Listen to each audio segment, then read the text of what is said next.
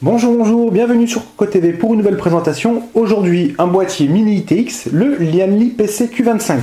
Donc ici, c'est un boîtier au format mini ITX, comme on l'a dit, qui est plutôt imposant, puisqu'à l'intérieur, il y a énormément de place. Alors on va le découvrir très rapidement, puisqu'en fait, à l'extérieur, comme on peut le constater, à l'avant, il n'y a rien, sur les côtés non plus, à l'arrière, comme d'habitude, donc deux équerres PCI, l'emplacement pour l'arrière de la carte mère, le support pour l'alimentation, et dessous, 4 pieds, un filtre qui s'enlève et qui peut passer à l'eau, et on va aller directement à l'intérieur pour découvrir le plus intéressant. L'ouverture, c'est très pratique, pas de vis, on tire, et ça s'enlève tout simplement, c'est maintenu par ces plots. Ici nous avons des griffes, c'est très pratique, ça tient très bien. On a testé, ça vibre pas des masses, donc après avoir, une fois que la configuration est installée entièrement, voir si ça vibre beaucoup ou non, ou pas du tout. On espère que non, parce qu'il y a quand même du plastique, ça devrait normalement bien tenir, même si c'est vrai qu'on aurait peut-être pu demander des petites rondelles en silicone sur chacune des tiges. Alors à l'intérieur, nous avons donc du papier, ici la visserie, alors on le voit, nous avons du hot swap pour tous les disques durs, donc 5 B hot swap, que du SATA bien entendu, et ça va impliquer un montage sans vis, comme à l'image du panneau. C'est pas tout, on continue avec le sans vis. Pour le ventilateur 220 mm du dessus en extraction, pour l'installer et le sortir c'est très simple, on tire, et il s'enlève. Tout simplement nous avons des rondelles en silicone ici, les trous, on place, on pousse, et c'est fini. À l'avant, c'est la même chose pour le ventilateur de 140 mm qui est installé, et au passage, ça permettra de récupérer le filtre qu'on peut aussi laver. Ensuite, sur le dessous, nous avons d'autres emplacements pour le stockage, pour du 2,5 pouces ou du 3,5 pouces. Tout simplement, on met les disques durs, donc c'est le même principe, on met le disque, on décale, et c'est clipsé. Donc à ce niveau-là, on fera en fonction des cartes graphiques, puisqu'on peut quand même essayer d'installer une carte avec 3 slots, en sachant bien entendu que ça condamnera le support pour le stockage. Donc on va voir si on peut enlever la plaque.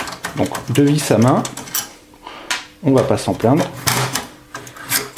Voilà, il n'y a plus qu'à tirer. Donc voici la fameuse plaque. Donc c'est bien aéré, ça respirera, il n'y a pas de souci. Alors c'est vrai que ça va respirer juste grâce à la grille qui est dessous, donc la grille qui avait le filtre. C'est un peu dommage que cette grille ne soit pas un peu plus longue et éventuellement plus étroite, avec un filtre ou plusieurs filtres un peu plus grands, histoire d'aérer tous les disques durs, et peut-être, pourquoi pas, un peu plus la carte graphique. Carte graphique qui peut aller jusqu'au bout, donc on peut vraiment se monter une configuration orientée stockage et gaming avec du gros matériel. Comme d'habitude par contre, on fera attention au refroidissement puisque l'alimentation se place juste au-dessus du radiateur. On a donc à peu près 80 mm de disponible pour le radiateur du processeur. Donc là on vise un Big Shuriken par exemple, ou un Sigmatech Durin, à voir en fonction de la qualité du processeur et du radiateur qu'on veut. Le ventilateur, on revient dessus, le 120, il se branche soit sur Molex, soit sur un 3 pins, et à l'avant, c'est la même chose. Donc on a le choix, on apprécie. Ensuite, on trouve les diodes et le bouton power, et c'est tout, puisque, comme on l'a dit plus tôt, il n'y a absolument rien. Donc pas de B525.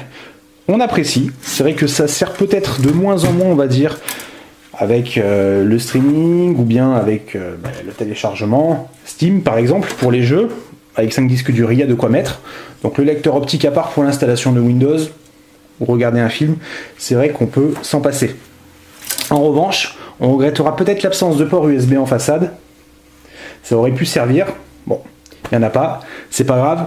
Peut-être que pour pas dénaturer, on aurait pu en avoir sur le côté.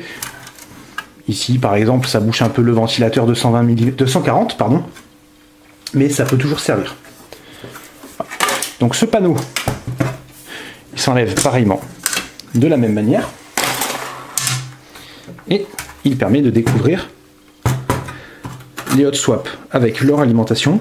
Donc on peut bien entendu les enlever si besoin. Là on sort les vis s'il n'y a pas de vis à main. Et enfin le support pour la carte mère qu'on peut aussi enlever via deux vis ici et deux vis en bas. Pour le test, on va mettre une carte mère mini ITX bien entendu, le processeur soit un 750 soit un 870 de chez Intel, carte graphique on va rester sur une petite 5770 et on va essayer de mettre pas mal de disques durs pour voir les vibrations une fois que tout ce beau monde chauffe et voir si le 140 mm et le 120 sont suffisants pour le refroidissement. Le test c'est tout simple, c'est mercredi. Bonne journée à tous!